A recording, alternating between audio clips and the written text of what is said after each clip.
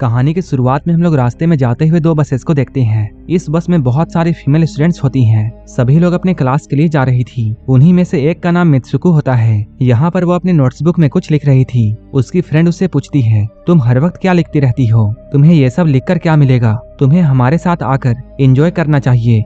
देखो यहाँ सभी लोग एंजॉय कर रहे हैं। ये कहते हुए उसकी फ्रेंड उसके नोटबुक को छीन लेती है। तभी उसका पेन नीचे गिर जाता है और वो अपना पेन उठाने के लिए जैसे ही नीचे झुकती है, तभी हम लोग ये देखते हैं कोई अदृश्य चीज बहुत तेजी से आती है और उन लड़कियों के साथ साथ उन दोनों बसेस को भी आधे में से काट देती है, जिसकी वजह से यहाँ मौजूद सभी लोग दो हिस्सों में बढ़ जाते हैं। अब क्योंकि मित्सुको अपना पेन उठाने के लिए नीचे झुकी थी, इसलिए वो एकलौती यहाँ बच गई थी। वो जैसे ही ऊपर उठती है, वो यहाँ का नजारा देखकर बहुत हैरान हो जाती है। वो ये सब देखकर बहुत डर जाती है। अब वो इस बस से उतरकर भागने लगती है। यहाँ पर हम लोग ये जानते हैं इन सभी को काटने वाली चीज कुछ और नहीं बल्कि हवा है। ये हवा ही थी जो कि सभी लोगों को आधे में से काट रही थी। वही हवा अब मित्सुको के पीछे भी पड़ जाती है। अब अपनी जान बचाने के लिए मित्सुको चिल्लाते हुए जोर से भागती है। भागते समय उसे अपने आगे 4 लड़कियां दिखाई देती हैं। वो उन चारों को झुकने के लिए कहती है, लेकिन तब तक काफी देर हो चुकी थी। वो हवा इनमें से 3 लड़कियों को आधे में से काट देती है।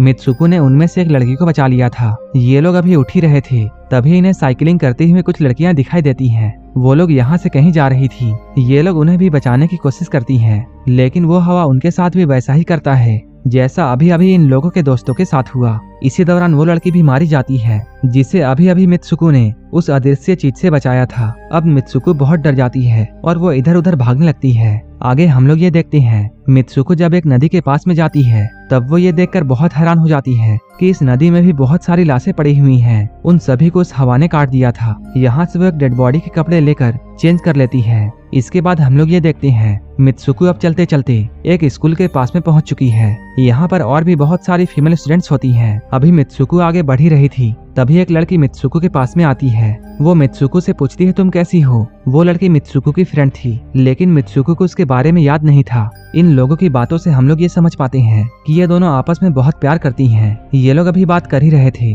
तभी यहाँ पर तेज हवा चलती है। मित्सुको डर कर बिल्डिंग के अंदर चली जाती है। मित्सुको के फ्रेंड को ये सब देखकर कुछ भी समझ में नहीं आता है कि मित्सुको इतनी डरी हुई क्यों है। वो मित्सुको से पूछती है, तुम इतना ज्यादा कांप क्यों रही हो? तब मित्सुको अपने बेस्ट फ्रेंड को सब कुछ बताती है कि किस तरह से एक हवा का झोंका आया और उसके सारे दोस्तों को काटकर चला गया। ये सुनकर उसके दोस्त उसे विंडो के पास में ले जाकर उसके हाथ को बाहर करती है और वो कहती है, ये देखो, ये तो बस हवा है और कुछ भी नहीं। मित्सुको को ये देखकर काफी तसल्ली होती है और वो अब सोचती है शायद ये सब उसका वहम होगा। इसके बाद ये लोग क्लास में